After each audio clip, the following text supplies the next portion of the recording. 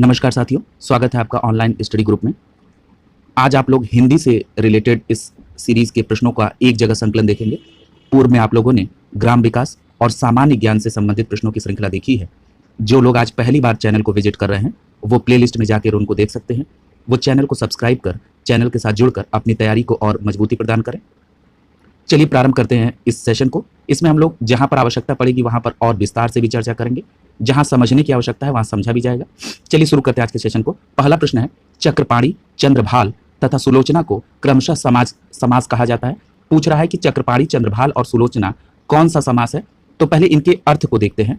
चक्रपाणी, चक्रपाणी का मतलब होता है चक्र है पानी में जिसके, अर्थात भगवान विष्णु की बात हो रही है। चंद्रभाल अर्थात चंद्रमा है भाल में जिसके, अर्थात भगवान शिव की बात हो रही है। सुलोचना अर्थात सुंदर है लोचन जिसके, यानी नयन जिसके, ये किसी स्त्री विशेष की बात हो रही है। तो यहाँ पे आप एक चीज देख रहे होंगे तीनों शब्द में कि यहाँ पर किसी तीसरे पद की बात हो रही है। और ये किस समास में आता है कि जब कोई भी पद प्रधान न हो और किसी यानी दोनों पद मिलकर किसी तीसरे पद की चर्चा करें, उधर संकेत करें, तो वो कौन सा समास होता है? वो बहुब्रीहि समास होता है। यानी यहाँ पर तीनों बहुब्रीहि समास के उदाहरण है। यहाँ प्रश्न संख्या 1 का सही उत्तर होगा सी। आइए दूसरा प्रश्न देखते हैं। कह रहा है बहिर्मुखी कौन सा उपसर्ग लगा है, यानी बहिर्मुखी में कौन सा उपसर्ग है। अब यहां पर देखिए बहिर्धन मुखी। अब यहां आप देख रहे होंगे बहिर है और मुखी, तो यहां पे कौन सा उपसर्ग लगा है? उपसर्ग का मतलब होता है जो आगे लगा है और प्रत्यय का मतलब पीछे। यहां पर क्या लगा है? बहिर, यानी यहां पे आपका विकल्प कौन सा सही हो जाएगा? बी सही हो जाएगा। ठीक है, अगला देखिए प्रश्न संख्या 3। कह विद्वान शब्द में स्त्रीलिंग क्या है।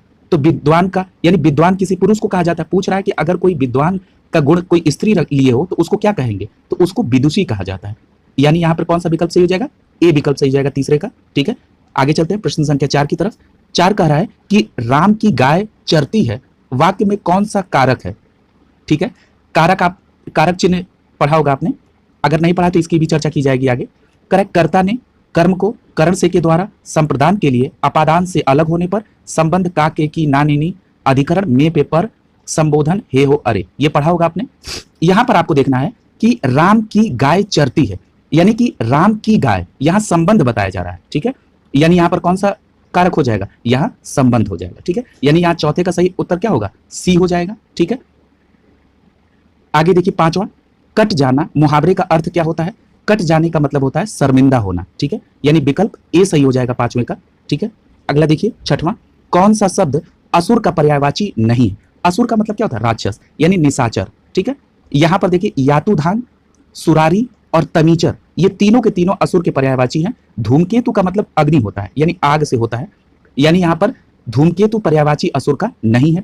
यदि हम असुर के अन्य पर्यायवाची को देखें तो आपने यातुधान पढ़ लिया, सुरारी पढ़ लिया, दनुज होता है, तमीचर आपने देख लिया, निशाचर, देवारी, रजनीचर, ये सब किसके पर्यायवाची है? ये असुर के पर्यायवाची हैं। और प्रश्न संख्या 6 का सही जवाब होगा सी। अगला प्रश्न देखिए, करे जीने की इच्छा के लिए कौन सा शब्द प्रयोग किया जाता है। तो याद रखिए जीने की इच्छा को जिजीविषा कहते हैं, यानी यहां पर प्रश्न संख्या 7 का सही जवाब होगा बी।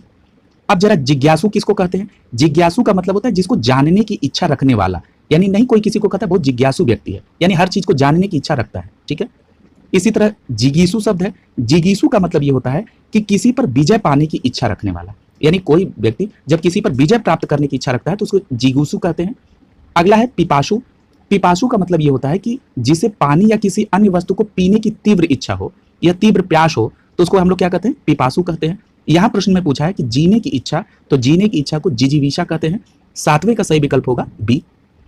8वां प्रश्न देखिए, कह रहा है कि जल, प्राण, पुत्र किस शब्द के अनेकार्थी हैं। तो यहां पर आपका सही जवाब क्या हो जाएगा? जीवन, यानी देखिए कहा जाता है जल ही जीवन है, यानी जल को जीवन से जोड़ा जाता है।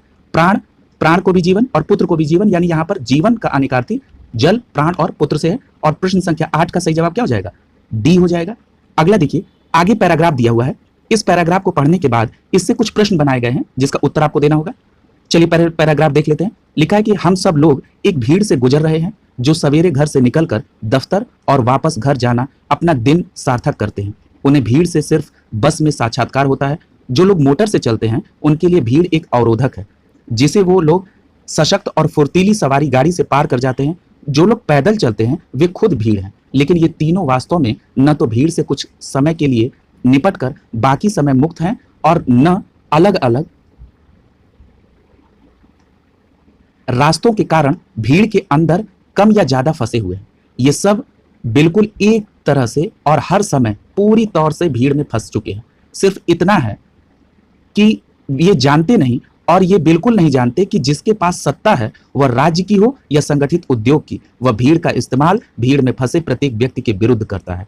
वस्तुतः जब तक व्यक्ति को भीड़ में अपनी शक्ल नहीं दिखाई देगी, वह भीड़ में फंसा रहेगा। ठीक है, अब इस पैराग्राफ को पढ़ने के बाद अब आपको उत्तर देना है। चलिए देखते हैं। तो 9वां प्रश्न है, करा उपयुक्त गद्यांश का शीर्षक क्या है? तो ये उपयुक्त गद्यांश का शीर्षक पूछ रहा है, तो इसका शीर्षक क्या होगा इन विकल्पों में से? इसका शीर्षक होगा भीड़ की शक्ल। ठीक है, भीड़ की शक्ल, यानी कि 9 का सही जवाब क्या हो जाएगा? सी। अगला देखिए 10वां, करा भीड़ से मुक्ति का उपाय पूछ रहा है कि इस पैराग्राफ में भीड़ से मुक्ति का उपाय क्या बताया है? तो हम लोगों ने लास्ट में अभी पढ़ा है, यहां दिखा देते हैं। लिखा है वस्तुतः जब तक व्यक्ति को भीड़ में अपनी शक्ल नहीं दिखाई देगी, वह भीड़ में फंसा रहेगा। यानी अगर उसको भीड़ में अपनी शक्ल दिखाई दे गई तो वह भीड़ से मुक्त हो जाएगा। यानी इसका विकल्प क्या हो जाएगा? भीड़ से मुक्ति का उपाय क्या है? भीड़ में अपनी शक्ल देखना। यानी यहां पर विकल्प ए सही हो जाएगा 10 का। 11 देखिए, करा है कि निम्नलिखित वाक्य या वाक्यांश में त्रुटि को पहचानना है। चलिए देखते हैं। लिखा है हमारी सौभाग्यवती कन्या का विवाह होने जा रहा है। तो यहां पर करा है त्रुटि पहचानिए। यहां देखिए शब्द का इस्तेमाल थोड़ा गलत हुआ है। जब किसी कन्या का विवाह होने जा रहा है, यानी वो विवाहित नहीं है, तो उसको सौभाग्यवती नहीं कहा जाता है। उसको आशीर्वाद जब दिया जाएगा तो उसको आयुष्मती कहा जाएगा। जब कोई विवाहित स्त्री होती है तो उसको आशीर्वाद स्वरूप कहा जाता है कि सौभाग्यवती भव। ठीक है, यानी यहां पर आपका कौन सा विकल्प सही हो जाएगा? तो 11 का बी विकल्प आपका उत्तर हो जाएगा। यहां पर त्रुटि है। अगला देखिए, करा निम्नलिखित शब्दों में से शुद्ध शब्द का चयन करिए। तो यहां पर शुद्ध शब्द कौन सा है यह पहचानना है। यहां पर आप देख रहे हैं घनिष्ठ शब्द जो है, यानी विकल्प सी, ये शुद्ध है। ठीक है, अब अमावस्या में क्या समस्या है? अमावस्या में जो बड़ा सा आधा लिखा है, यहां पर छोटा सा होना चाहिए आधा। अब ये जो परिशिष्ट लिखा है, ये परिशिष्ट ठ नहीं होता है, परिशिष्ट ट होता है। जो अंत में ठ है इसकी जगह पे ट होना चाहिए। और जो ये स्वास्थ्य लिखा है, स्वास्थ्य नहीं होता, स्वास्थ्य होता है। यानी अंत में जो थ है ये आधा होगा और यह होगा उसके बाद। ठीक है, तो स्वास्थ्य होगा। यहां 12 का सही उत्तर क्या होगा? सी, क्योंकि शुद्ध पूछ रहा है। 13वां प्रश्न देखिए, निम्नलिखित में से अशुद्ध वर्तनी का चयन करिए। वर्तनी का मतलब कि कुछ मात्रा में गड़बड़ी कर दी गई है। तो देखिए यहाँ पे डी में किराया में बड़ी की मात्रा लगा है, जबकि किराया में हमेशा छोटी की मात्रा होती है। यहाँ 13 का सही विकल्प क्या होगा? डी, यानी कि यहाँ डी में गलती है, डी हमारा आंसर हो जाएगा। अगला देखिए, निम्नलिखित विकल्पों में से कौन सा विकल्प सही सुमेलित नहीं है और किस आधार पर नहीं है? शब्द और उनके विलोम की बात की जा रही है। यानी चलिए देखते हैं कौन किसका विलोम नहीं है। तो 14वां में कह रहा है अनुराग का विराग होता है विलोम, बिल्कुल सही है। अमर का मर्त्य होता है, यह भी सही है। अर्वाचीन का प्राचीन होता है, यह भी सही है विलोम। अमीर का समृद्धि नहीं होगा। अमीर का मतलब होता है जिसके पास बहुत पैसा हो, समृद्धि भी उसी को दर्शा रहा है। यहां विलोम पूछ रहा है तो अमीर का विलोम गरीब होना चाहिए। यानी यहां 14 का सही आंसर क्या होगा? डी हो जाएगा। अगला प्रश्न देखिए 15वां। 15वें प्रश्न में क्या कर रहा है? कर रहा है कि ऐहिक का विलोम क्या होता है। ऐहिक का मतलब यह है कि इस लोक की बात कर रहा है, तो इसका क्या होगा? पारलौकिक होगा। यानी यहां पर आपका सही आंसर क्या हो जाएगा? 15 का ए हो जाएगा। ठीक है, 16वां प्रश्न देखिए, जिस पुरुष की पत्नी मर चुकी हो, वाक्यांश के लिए एक शब्द क्या होगा? यानी जिस पुरुष की पत्नी मर गई हो उसको कहा जाता है विधुर। ठीक है, यानी यहां पर आपका 16 का आंसर क्या हो जाएगा? बी सही हो जाएगा। विधुर कहा जाता है जिसकी पत्नी मर गई हो। अब चलिए अन्य विकल्प को भी देख लेते हैं। कह रहा है कि विधवा, विधवा उसको कहा जाता है जिस स्त्री के पति की मृत्यु हो गई हो। यह है। अगला है विपत्निक। विपत्निक का मतलब है कि जो पत्नी के साथ न हो उसको विपत्निक कहते हैं। अगला है विरक्ति। विरक्ति का मतलब ये होता है कि जब किसी वस्तु विशेष के साथ आपकी रुचि खत्म हो जाए तो उसको कहते हैं विरक्ति। नहीं कहते मन उचट गया, यानी कि जब किसी वस्तु विशेष के साथ आपकी रुचि न रह जाए तो उसको आप कहते हैं विरक्ति। यानी यहां पर प्रश्न संख्या 16 का सही जवाब क्या हो जाएगा? आपका बी हो जाएगा। अगला देखिए 17वां प्रश्न, जमाई का तत्सम क्या होता है? तो जमाई का तत्सम जमाता होता है। ठीक है, और जमाई का एक और तत्सम होता है जमात्र। ठीक है, तो याद रखिएगा जमाता या जमात्र जो भी लिखा हो आप उसको सही मानेंगे। यानी 17 का सही जवाब होगा ए। 18वां प्रश्न देखिए, निम्नलिखित विकल्पों में से श्वेत का पर्यायवाची नहीं है। तो यहां पर चलिए श्वेत का पर्यायवाची, श्वेत का मतलब सफेद, यानी बी विकल्प तो सही है। शुक्ल, अब जब देखिए अगर शुक्ल का आप कैसे कोरिलेट कर सकते हैं? आपने पढ़ा होगा शुक्ल पक्ष और कृष्ण पक्ष। कृष्ण पक्ष में अंधेरी रात होती है, शुक्ल पक्ष में उजाली रात। यानी शुक्ल का मतलब यह है कि सफेद से है, यानी कि यहाँ ए विकल्प भी पर्यायवाची होगा। पूछ रहा है कौन नहीं है? धवल। धवल का मतलब उजला, यानी ये भी उसका सफेद का पर्यायवाची श्वेत का है। यहां देखा है क्षिप्र। क्षिप्र शब्द का अर्थ होता है तेज या जल्दी। ठीक है, यानी कि ये श्वेत का पर्यायवाची नहीं होगा। यानी 18 का सही जवाब क्या होगा? डी हो जाएगा। अगला देखिए 19वां प्रश्न, नवोढ़ा। नवोढ़ा में प्रयुक्त संधि कौन सी है? संधि एक नियम से चलने वाली चीज़ है, इसलिए इसको भी मैं डिटेल में करवा दूंगा। हिंदी एक ऐसा विषय है जिसमें अगर आप अच्छा प्रयास करें तो 25 में 25 नंबर ला सकते हैं। नवोढ़ा प्रयुक्त संधि क्या है? तो पहले नवोढ़ा को समझिए कि क्या इसका संधि विच्छेद होता है। तो जब नवोढ़ा का आप संधि विच्छेद करेंगे तो नव धन ऊढ़ा हो जाएगा। नव का मतलब है, जब नव लिखेंगे तो वह का मतलब हो गया इसमें अंत में अ है, यानी कोई मात्रा तो लगी नहीं है वह में, इसका मतलब है इसमें अ है। और उस उधर है ऊढ़ा, ऊढ़ा का मतलब बड़ा ऊ है। तो नियम ये होता है कि जब अ या आ के बाद कोई छोटा ऊ या बड़ा ऊ आए, ठीक है, तो दोनों मिलकर क्या हो जाते हैं, तो वो ओ हो जाते हैं। ठीक है, ये क्या हो जाते हैं, ओ हो जाते हैं। तो यहां पर क्या हो गया, नवोढ़ा हो गया, यानी ये किसका उदाहरण है, ये गुण संधि का उदाहरण है। इसी प्रकार आप गुण संधि का नियम पहले समझ लीजिए। गुण संधि कहती है कि जब अ या आ के बाद छोटी ई या बड़ी ई आए तो ए हो जाता है। जब अ या आ के बाद छोटा ऊ या बड़ा ऊ आए तो वो ओ हो जाता है। जब अ या आ के बाद री आए तो वो अर में बदल जाता है। ये गुण संधि का रूल है। तो हमारे यहाँ क्या हो रहा है, हमारे कंडीशन में अ के बाद बड़ा ऊ आ रहा है तो वो ओ में बदल जाएगा, इसलिए नवोढ़ा हो गया। ठीक है, यानी यहाँ पे गुण संधि हो गई। अब एक बात ये समझ लीजिए, जरा समझने का ट्रिक, जब किसी भी शब्द की संधि पहचाननी हो, जैसे गुण संधि की, तो जब किसी शब्द में ए की मात्रा, ओ की मात्रा, ठीक है, या उसके साथ अर, यानी जैसे देवर्षि, महर्षि, इस तरह के शब्द आ जाएं तो आप सीधे उसका लिंक गुण संधि से लीजिए, यानी वहां ज्यादा प्राथमिकता गुण संधि की होगी। जैसे मैं ए की बात कर रहा हूं तो मैं कह रहा हूं कि देवेश, महेंद्र, ए की मात्रा लगी ना, महेश में, महेंद्र में क्या लगा, ए की मात्रा, रमेश में ए की मात्रा, देवेश में ए की मात्रा, तो ये किसका है, ये सब गुण के संधि के उदाहरण है। जैसे हमने कहा ओ लगा हो तो ओ में अभी आपने नवोढ़ा पढ़ लिया। इसी तरह चंद्रोदय बहुत पूछता है, समुद्रोर्मी बहुत पूछता है, महोत्सव बहुत पूछता है। ठीक है, ये हो सकता है। और अर जो हो जाता है वो देवर्षि में हो जाता है, महर्षि में हो जाता है। तो इस प्रकार के जब भी आए तो आप उसको गुण संधि से कोरिलेट कर सकते हैं। ये उसका समझने का एक ट्रिक है और हमने रूल भी आपको बताया। यहाँ 19 का सही जवाब होगा सी। 20वां प्रश्न देखिए, निम्नलिखित में से कौन सा पद अव्ययी भाव समाज नहीं है? तो पहले ये समझ लीजिए कि अव्ययी भाव समास क्या होता है। पहला पद जिसका अव्यय हो और प्रधान हो तो वो अव्ययी भाव समास होता है। जैसे आप यहां पर देख रहे हैं आशालता, ठीक है, आशालता जो होते हैं, आशालता, आशालता का मतलब क्या है, आशालता का मतलब कि आशा रूपी लता। जैसे आप पढ़ते हैं कनक लता तो वहां क्या कहते हैं, कनक लता।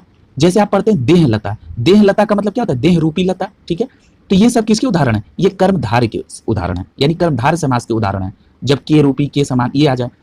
अब यहाँ अव्ययी भाव, जैसे अगला आप बी में देखिए, आ समुद्र लिखा है, समुद्र का एक प्रॉपर अर्थ है, उसके सामने आ लगा है उपसर्ग के तौर पर। तो अभी आपने कहा आगे कि अव्यय और प्रधान पद हो, तो यानी कि समुद्र यानी आ समुद्र लगा तो ये अव्ययी भाव समास हो गया। इसी प्रकार से अनुकूल है तो अनुकूल भी या अनुरूप लिखा हो, ये भी क्या है, अव्ययी भाव समास है। यहाँ आ जन्म लिखा है, देखिए आ लगा हुआ है जन्म के आगे, तो ये सब क्या है, ये सब अव्ययी भाव समास के उदाहरण है। ठीक है, और कौन सा उदाहरण नहीं है, आशा लता। और आशा लता किसका कौन सा समास होगा, कर्मधारय समास, यानी 20 का सही जवाब होगा ए। 21वां प्रश्न देखिए, 21वां में कह रहा है कि उत प्रत्यय, उत उपसर्ग का अर्थ नहीं है, यानी कह रहा है कि उत उपसर्ग का अर्थ क्या नहीं हो, तो उत का मतलब होता है ऊपर या ऊंचा या श्रेष्ठ। तो यहाँ कौन नहीं है, तो यहाँ डी विकल्प हो जाएगा अपना। मान लीजिए कि अगर आपको यहाँ पे उत का अर्थ नहीं मालूम था तब भी आप 3:1 का रेशियो निकाल लेते। जैसे पहला विकल्प दिया है ऊपर, दूसरा विकल्प दिया है ऊंचा, ये भी ऊपर की ओर संकेत कर रहा है। श्रेष्ठ का मतलब भी होता है ऊंचा, माने बड़ा, तो इसका मतलब है कि ये तीनों एक अर्थ दे रहे हैं और डी विकल्प अलग है, यानी यहाँ पे डी आंसर हो जाता है। अगर आपको नहीं मालूम था तो आज आपको मालूम हो गया। अब ये समझ जाइए, उत का अर्थ होता है श्रेष्ठ, ऊंचा या ऊपर, यानी प्रश्न संख्या 21 का सही जवाब क्या होगा, डी हो जाएगा। 22वां देखिए, कह रहा है कि लिंग की दृष्टि से दही क्या है। देखिए कुछ अपवाद होते हैं, उन अपवादों पर ही ज्यादातर प्रश्न बनते हैं। जैसे मैं कुछ अपवाद की चर्चा कर दूं, जैसे घी, मोती, दही, ये सभी क्या होते हैं, पुल्लिंग होते हैं। ठीक है, याद रखिएगा, घी, मोती, दही ये सभी पुल्लिंग है, तो यहाँ लिंग दही क्या हो जाएगा, पुल्लिंग हो जाएगा। ठीक है, आगे चलिए, यानी डी 22 का आंसर क्या हो जाएगा, बी हो जाएगा। अगला देखिए 23वां प्रश्न, काल कितने प्रकार के होते हैं, तो काल कितने प्रकार के होते हैं, 3 प्रकार के होते हैं। कौन कौन से, भूतकाल, वर्तमान काल और भविष्य काल। ठीक है, यहाँ 3 प्रकार के होते हैं, 23 का विकल्प बी होगा।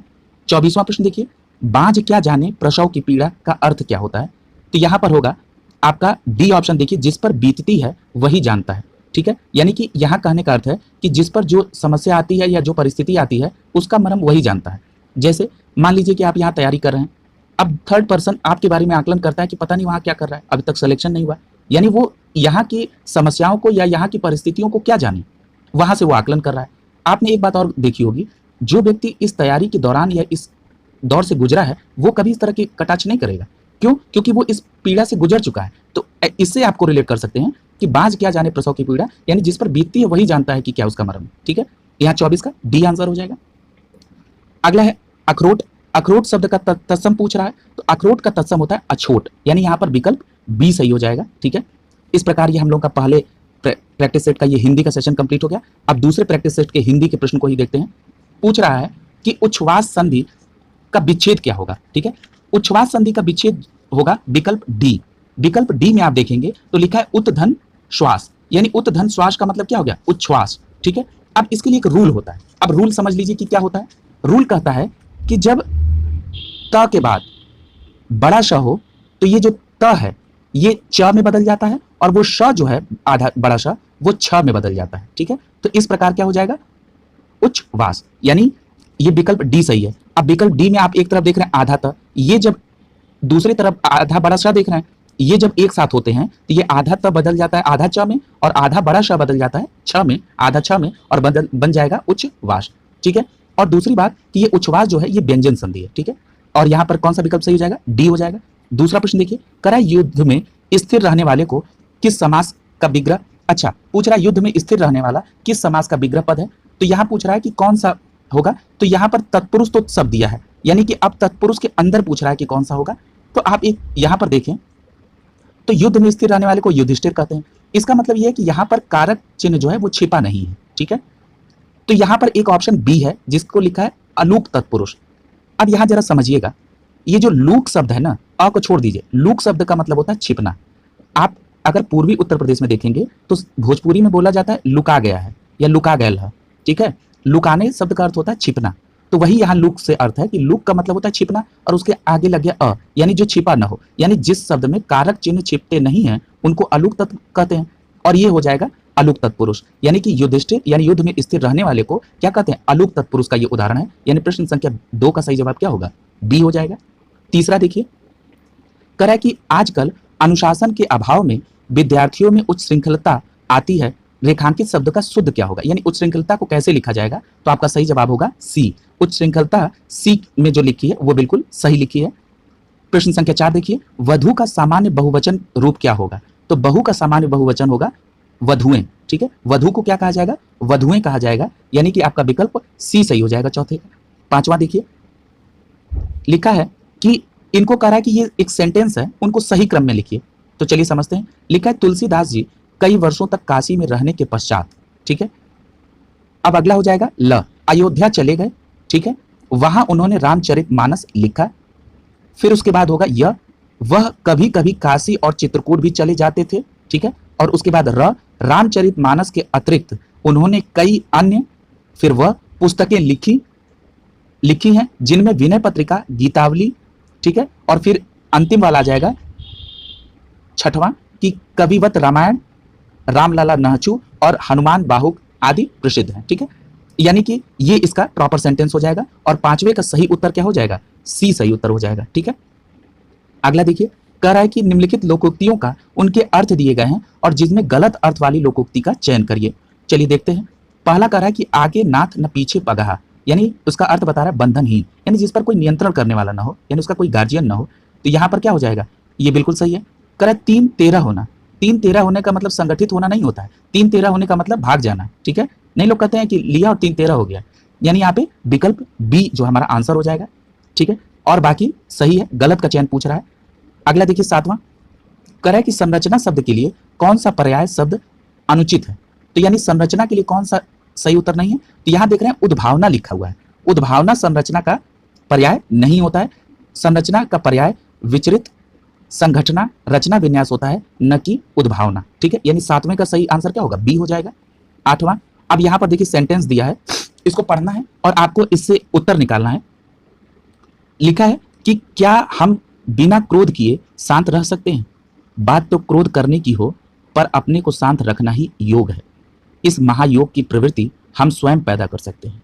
महत्वपूर्ण है कि हम एकांत में बैठें, आस्था करें, आस्था रखें कि हाँ, मुझे शांत रहना है, मुझे किसी भी परिस्थिति में उत्तेजित नहीं होना है और मैं ऐसा कर सकता हूँ। अतः एकाग्रचित होकर दृढ़ संकल्प शक्ति द्वारा हम शांत रहने की प्रवृत्ति को अपनाकर क्रोध पर काबू कर सकते हैं। शांत रहने का मार्ग अपनाने पर हमारी दुनिया बदल जाएगी और जीवन अधिक आनंदमय लगेगा।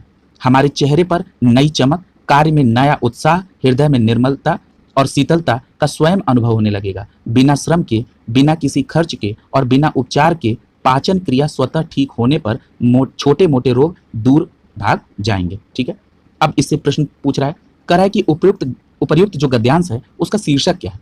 तो उपर्युक्त गद्यांश का शीर्षक क्या होगा? शांत रहो, सुखी रहो। यानी 8वें का सही विकल्प क्या होगा? ए। 9वां प्रश्न देखिए, कह रहा है कि क्रोध आने की स्थिति में शांत रहने की प्रवृत्ति को क्या नाम दिया गया है। यानी कह रहा है कि जब आपको क्रोध आए फिर भी उसमें आप संयम बरतें, शांत रहें, तो इस प्रवृत्ति को क्या है? एक शब्द प्रयोग हुआ था, महायोग। यानी यहाँ आपका विकल्प 9वें का क्या सही हो जाएगा? सी हो जाएगा, महायोग कहते हैं उसको। अगला है 10वां, कह रहा है कि क्रोध को काबू में रखने का मुख्यतः कौन सा रोग दूर हो जाता है। तो अभी आपने पढ़ा है ना कि पाचन क्रिया ठीक रहती है तो छोटे मोटे रोग भी सही हो जाते हैं। यानी कि आपका यहाँ पे 10वें का क्या आंसर हो जाएगा? बी हो जाएगा। ठीक है, 11वां प्रश्न देखिए, कह रहा है कि जो बाएं हाथ से तीर चलाता है उसके लिए एक शब्द क्या प्रयोग होगा। तो याद रखिएगा, जो बाएं हाथ से तीर चलाता है उसे कहते हैं सब्यसाची। ये प्रश्न बहुत पूछा जाता है। 11 का सही विकल्प होगा ए। सहोदर का मतलब होता है समान उदर से जन्म लेने वाला। अगला दिया है धनुर्धर, यानी जो धनुष धारण करने वाला हो। अगला है यथाक्रम, यथाक्रम का मतलब होता है क्रम के अनुसार। ठीक है, और यहाँ पूछा है जो बाएं हाथ से तीर चलाता है उसे सव्यसाची कहेंगे। 11 का विकल्प ए सही हो जाएगा। 12वां प्रश्न देखिए, वे शब्दांश या अवयव जो किसी शब्द के पहले लगकर उसका विशेष अर्थ प्रकट करें उनको क्या कहा जाता है। तो उनको अभी हम लोगों ने पढ़ा था कि उनको उपसर्ग कहते हैं, जो पहले लगते हैं, और जो बाद में लगे उनको क्या कहते हैं? उनको प्रत्यय कहते हैं। ठीक है, 12 का सही जवाब क्या हो जाएगा? सी हो जाएगा। अगला देखिए 13वां प्रश्न, निम्नलिखित शब्दों में चूर्ण शब्द का तत्सम क्या है। चूर्ण शब्द का तत्सम चूर्ण होता है, यानी यहाँ 13 का विकल्प क्या हो जाएगा? बी सही होगा। अब इसको याद जिसको ना हो, वो बचपन में चूर्ण खाया जाता था, ये सब लोगों ने खाया होगा। चूर्ण खाते थे, लेकिन बड़े होने पर हाजमा ठीक नहीं रहता है तो चूर्ण खाते हैं, कायम चूर्ण खाते हैं। तो कायम के साथ चूर्ण शब्द लगा हुआ है, यानी वही चूर्ण है। छोटे वाला चूर्ण दूसरा था, अब चूर्ण हो गया। ठीक है, तो मतलब मैं इसको थोड़ा सा काफी सीरियस चल रहा था, तो एक समझाने का एक तरीके के तौर पर मैंने उस एग्जाम्पल को लिया। 13 का सही जवाब होगा बी। 14 देखिए, अकाल का विलोम शब्द क्या होगा। तो अकाल का विलोम होगा सुकाल। ठीक है, यानी यहाँ पे 14 का सही जवाब हो जाएगा बी। 15वां देखिए, मुहावरा होता है। मुहावरा क्या होता है? मुहावरा एक वाक्य खंड होता है जिसको हम वाक्य खंड या वाक्यांश, ठीक है, उसको क्या कहते हैं? मुहावरा वही होता है। यानी कि 15 का जवाब क्या हो जाएगा? ए हो जाएगा। 16वां प्रश्न देखिए, 16 प्रश्न में दिया है कि लंगोटी में फाग खेलना मुहावरा है, इसका अर्थ क्या होगा। लंगोटी में फाग खेलने का मतलब ये होता है कि दरिद्रता में भी आनंद लूटना या खुशी मनाना। ठीक है, यानी यहाँ पर आपका 16 का विकल्प बी सही हो जाएगा। तमस पर्यायवाची शब्द है। तमस का मतलब क्या होता है? तमस का मतलब होता है अंधकार। ठीक है, यानी यहाँ पर आपका 17 का सही जवाब क्या हो जाएगा? बी सही हो जाएगा। तमस का अन्य पर्यायवाची अगर आपसे पूछा जाए तो तम, तिमिर, अंधेरा, ये सब किसके? तमस के पर्यायवाची हैं। यानी 17 का सही जवाब होगा बी। 18वां प्रश्न देखिए, 18वें प्रश्न में कह रहा है कि जिस समास का पहला पद अवयव तथा प्रधान हो उसे क्या कहते हैं। तो उसे अभी हमने एक प्रश्न के एक्सप्लेनेशन में बताया था, उसको अव्ययी भाव प्रधान कहते हैं, जिसमें हमने बताया था आजन्म। ठीक है, तो ये उसका उदाहरण है। ठीक है, तो आजीविका, तो ये सब है। 18 का सही जवाब क्या हो जाएगा? सी हो जाएगा। ठीक है, जैसे प्रतिदिन आप लोग बोलते हैं, ठीक है, तो यहाँ प्रति लग गया है आगे। तो प्रश्न संख्या 19 देखिए, लिखा है कि पयः धन द बराबर पयोद। पूछ रहा है कि कौन सी संधि है, तो इसमें कौन सी संधि है? विसर्ग संधि है, यानी 19 का सही जवाब क्या होगा? सी हो जाएगा। यहाँ आप देखिए जरा इसको समझ लीजिए, पयः में विसर्ग लगा य में, य के साथ, तो जब विसर्ग के पहले जब किसी में अ रहता है, यानी य, यानी कोई मात्रा नहीं लगा, यानी अ है, यानी विसर्ग के पहले अ हो और उसके बाद वर्गों का तीसरा, चौथा या पांचवा वर्ड उपस्थित हो तो अ और विसर्ग मिलकर ओ बन जाता है, इसलिए पयोद हो गया। ठीक है, जब हम लोग संधि पढ़ेंगे तो इसको डिटेल में चर्चा करेंगे, या हम संक्षिप्त में आपको समझाना चाह रहे हैं। इसलिए कौन सी संधि हो गई? तो ये विसर्ग संधि हो गई, यानी 19 का सही जवाब क्या होगा? सी हो जाएगा। अगला देखिए 20वां प्रश्न, कह रहा है शुद्ध वर्तनी का चयन करिए। यहाँ ज्योत्सना लिखा है, ज्योत्सना बी में जो लिखा है वो सही है, यानी आधा ज, य पे ओ की मात्रा, आधा त, आधा स और न पे आ की मात्रा ना, यानी 20 का जवाब होगा बी। 21 देखिए, कह रहा है कि प्रतिनिधि शब्द में कौन सा उपसर्ग जुड़ा हुआ है। तो प्रतिनिधि में कौन सा उपसर्ग लगा है? प्रति लगा है। उपसर्ग का मतलब हमने बता दिया आगे जो लगा हो, यानी यहाँ पे प्रति लगा है। जैसे प्रतिकूल में लगा रहता है, प्रतिक्षण लगा रहता है, प्रतिपन्न लगा रहता है, प्रतिलक्षण लगा रहता है, ये सब क्या है? आगे लगे हैं। ठीक है, और ये उपसर्ग आगे लग रहे थे और सब में प्रति लगे हैं, ठीक है। यानी 21 का सही जवाब क्या हो जाएगा, बी। 22वां प्रश्न देखिए, निम्नलिखित शब्दों में बहुवचन छांटिए। तो याद रखिए बहुवचन में यहां पर तिनके जो है ये क्या है, बहुवचन, और बाकी आंख, कवि और बहन ये सब क्या है, एक वचन, ठीक है। तिनके क्या है, बहुवचन। 22 का विकल्प डी सही हो जाएगा। 23वां प्रश्न देखिए, निम्न शब्दों में किस शब्द का प्रयोग पुल्लिंग में होता है। तो पुल्लिंग में प्रयोग होता है हाथ का, यानी हाथ हमेशा पुल्लिंग के लिए। अगर कोई शब्द अपवाद नहीं है तो उसका प्रयोग करके आप चेक कर लीजिए। जैसे कहते हैं लोग हाथ कट गया, हाथ टूट गया, यानी पुल्लिंग है, ठीक है। अब जैसे ताकत है, इस ताकत बहुत लग गई, स्त्रीलिंग। अमानत, आपकी अमानत रखी है, यानी स्त्रीलिंग। कावेरी तो स्त्रीलिंग है ही, यानी 23 का विकल्प कौन सा सही हो जाएगा, डी, हाथ। 24 देखिए, कच का अनेकार्थक नहीं, यानी कच का अनेकार्थक में क्या है, बाल, पपड़ी, झुंड, बादल, ये सब कच के अनेक अर्थ हैं, जबकि कच्चा कोई अर्थ नहीं अनेक कच का, ठीक है। यानी यहां नहीं पूछ रहा, यानी 24 का आंसर क्या हो जाएगा, डी हो जाएगा, ठीक है। अगला देखिए 25वां, कह रहा है कि मोहन ने पढ़ा है, यह वाक्य संदिग्ध भूतकाल में होता है। संदिग्ध भूतकाल का है, यानी भूतकाल का मतलब जो काम बीत चुका है और वो संदिग्ध हो, यानी उसमें इस वाक्य को कैसे लिखा जाएगा। तो आप देखिए सी विकल्प में लिखा है मोहन ने पढ़ा होगा, यानी कि मोहन का पढ़ाई पीछे की बात हो रही है, लेकिन एक संदेह की बात है कि मोहन ने पढ़ा होगा, ठीक है। यानी कि बात पास्ट की भी है और संदिग्ध भी है। जबकि अन्य विकल्प में आप देख रहे हैं कि कहीं संदिग्ध नहीं, क्लियर कट बात हो रही है, ठीक है। यानी 25 का विकल्प क्या होगा, सी सही हो जाएगा। अगला देखिए, अगले प्रैक्टिस सेट में हिंदी का जो प्रश्न है ये दिया है कि निर्धन में कौन सी संधि है। मैं संधि को आगे विस्तार से करवाऊंगा, अभी जो प्रश्न आ रहे हैं उसको आप इससे कर लीजिए, ठीक है। पूछ रहा है कि निर्धन में कौन सी संधि है। तो याद रखिएगा निर्धन में जब निर्धन की आप संधि विच्छेद करेंगे तो क्या बनेगा, निह धन धन, ठीक है। तो ये कौन सी संधि हो गई, विसर्ग संधि हो गई, निह धन धन यानी विसर्ग संधि, यानी पहले का सही जवाब होगा बी। दूसरा देखिए, निम्नलिखित में से कौन सा कर्मधारय समास है, ठीक है। तो कर्मधारय समास अभी हमने आपको बताया था, मैं फिर बोल दे रहा हूं, जब क्या होता है, जब एक खंड विशेषण या उपमा सूचक हो तो वो कर्मधारय हो जाता है, और इसमें जो समास होता है वो विशेषण विशेष या उपमान या उपमेय की स्थिति के अनुसार बनते हैं, ठीक है। जैसे अभी हम इसको क्लियर भी कर देंगे, जैसे अब इसमें पूछ रहा है कि जैसे नील गगन, सपोज दैट नील गगन, ठीक है, यही हमारा आंसर सही है, ये कर्मधारय समास है। जरा आप अपने परिभाषा पे इसको तर्क करके दिखाइए, मैं दिखाता हूं। नील गगन, नील का मतलब होता है नीला और गगन का मतलब होता है आकाश, यानी आकाश की विशेषता है क्या कि नीला है, यानी कि नील क्या हो गया, विशेषण हो गया, और गगन यानी गगन क्या हो गया, विशेष्य हो गया। विशेष्य उसको कहते हैं जिसकी विशेषता बताई जाती है, और जो शब्द विशेषता बताता है उसको विशेषण कहते हैं। तो नील क्या हो गया, विशेषण, और विशेष्य क्या हो गया, गगन। तो ये सीधे सीधे कर्मधारय समास हो गया, इसी को लोग ट्रिक कहते हैं। दूसरे का सही जवाब क्या होगा, ए होगा। इस पे जब हम लोग समास भी करेंगे तो कई सारे एग्जाम्पल लेके विस्तृत चर्चा होगी। निश्चित तौर पर आपको लेखपाल के लिए बहुत अच्छे वीडियोस मिलेंगे, आप चैनल के साथ जुड़ जाएं। यानी दूसरे का सही जवाब क्या होगा, ए हो जाएगा। अगला तीसरा देखिए, निम्नलिखित में से स्त्रीलिंग शब्द है। अब यहां देखिए पूछ रहा है स्त्रीलिंग क्या है, तो अहिंसा स्त्रीलिंग है। अब जैसे देखिए लोग कहते हैं हिंसा हो गई है, कहते हैं यानी कि ये स्त्रीलिंग, उसी से अहिंसा है तो यानी कि अहिंसा जो स्त्रीलिंग। अब यहां पर एक शब्द विकल्प में ए में किन्नर लिखा है, इसको समझना जरूरी है। देखिए जब हिंदी व्याकरण में आप बात करेंगे तो किन्नर, हिंदी व्याकरण में दो ही लिंग होता है, एक पुल्लिंग और एक स्त्रीलिंग, यानी तीसरे जेंडर की बात नहीं होती हिंदी में, हिंदी व्याकरण में। और हिंदी व्याकरण में अगर हम किन्नर को लेना हो तो हम इसको पुल्लिंग में लेते हैं, ठीक है। अगर वहीं संस्कृत की बात करेंगे तो संस्कृत में किन्नर को उभयलिंग या थर्ड जेंडर में लिया जाता है, ठीक है। यानी तीसरे का सही जवाब क्या हो जाएगा, बी हो जाएगा। स्त्रीलिंग क्या है, अहिंसा। ये कंफ्यूज करने के लिए पहला ऑप्शन ए रखा गया था। चलिए अगले प्रश्न की तरफ चलते हैं। लिखा है कि बैल न कूदे कूदे तंगी, कहावत का अर्थ क्या है। यानी कह रहा है कि स्वामी के बल पर सेवक की साहस, यानी जब देखते हैं आप कि जब कोई देखता है नौकर कि मालिक बहुत मजबूत है तो वो पहले एकदम टाइट हो जाता है, यानी वही कह रहा है बैल न कूदे कूदे तंगी, यानी चौथे प्रश्न का सही जवाब क्या होगा, डी हो जाएगा।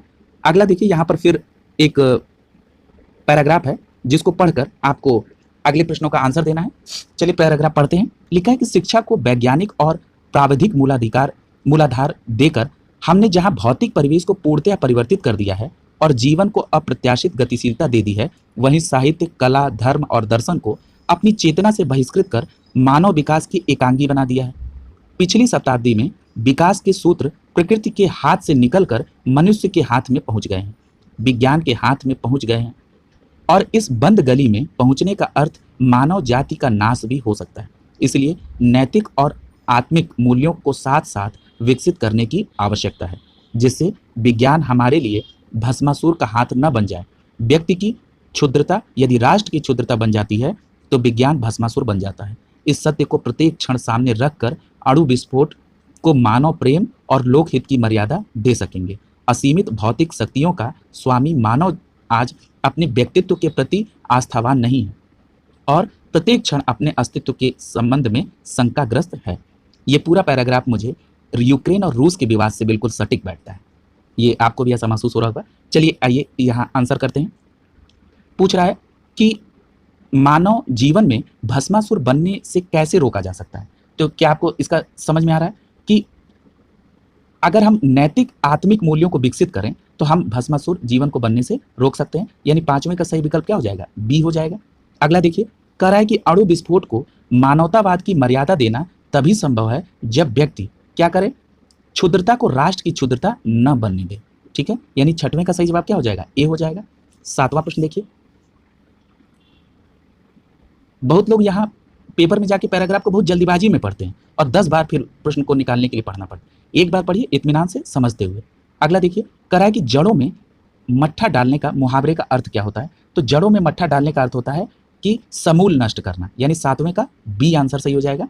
आठवां देखिए, डेढ़ बीता कलेजा मुहावरे का अर्थ क्या है? तो डेढ़ बीता कलेजे का मतलब ये होता है कि अत्यधिक साहस दिखाना। ठीक है, यानी आठवें का सही जवाब क्या हो जाएगा? ए हो जाएगा।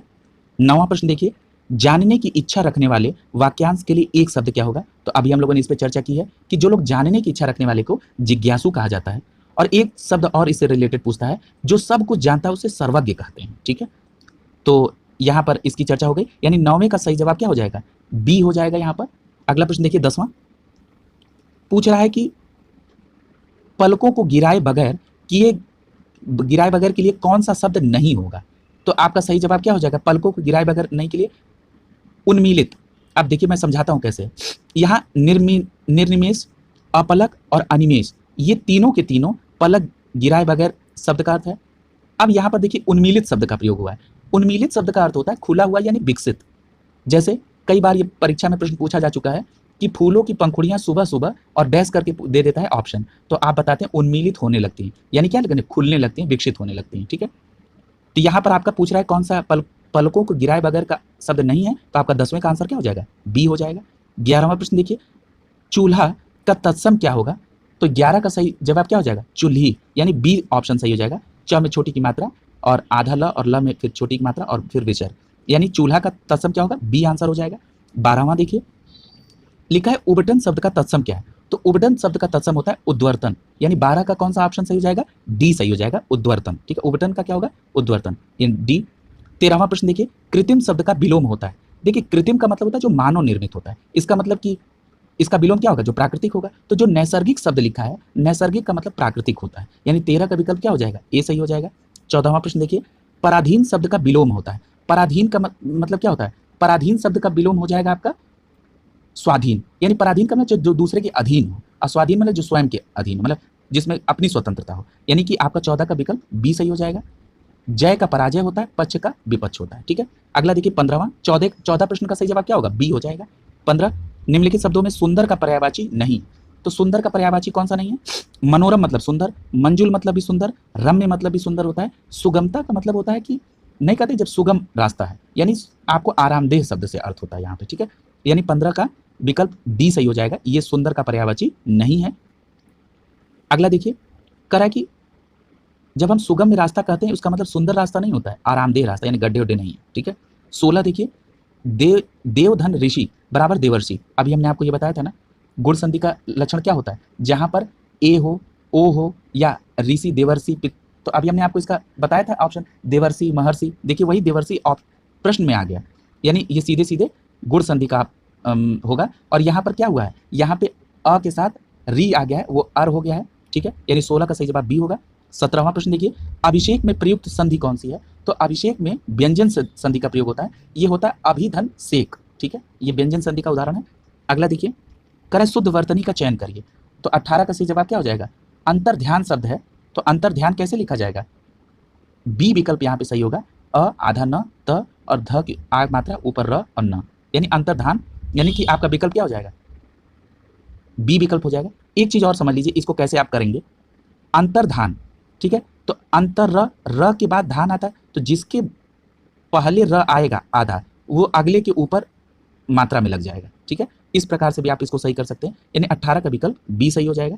19वां प्रश्न देखिए, 19वें प्रश्न में कह रहा है, माफ करिएगा थोड़ा सर्दी हो गई है, इस वजह से थोड़ी सी दिक्कत हुई।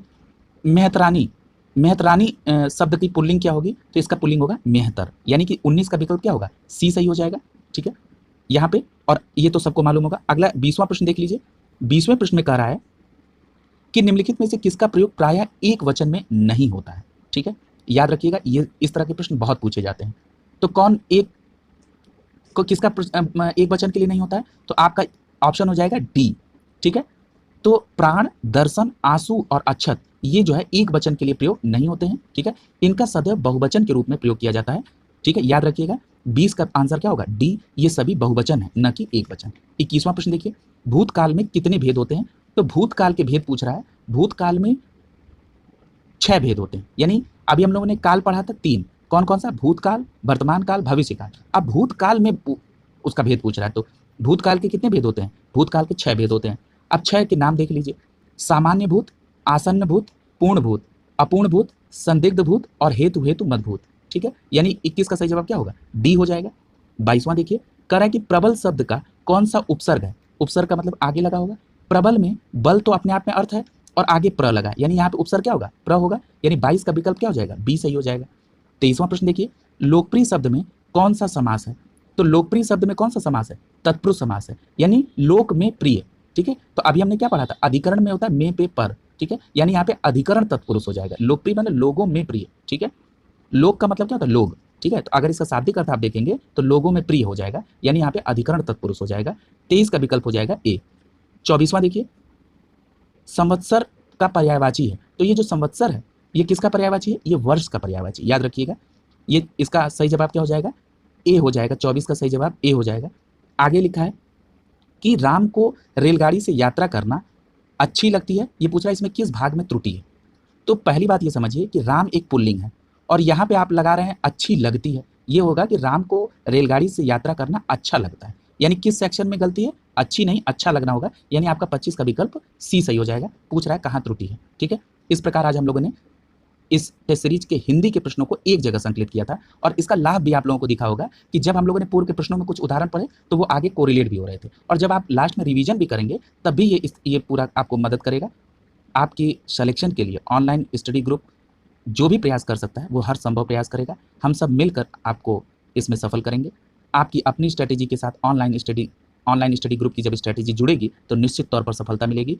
आपसे ये अनुरोध है कि आप ऑनलाइन स्टडी ग्रुप को सब्सक्राइब करें, इसके साथ जुड़ें और लाइक करें वीडियो को अच्छा लगे, और कमेंट करके आप चैनल को सपोर्ट करें। आप सभी का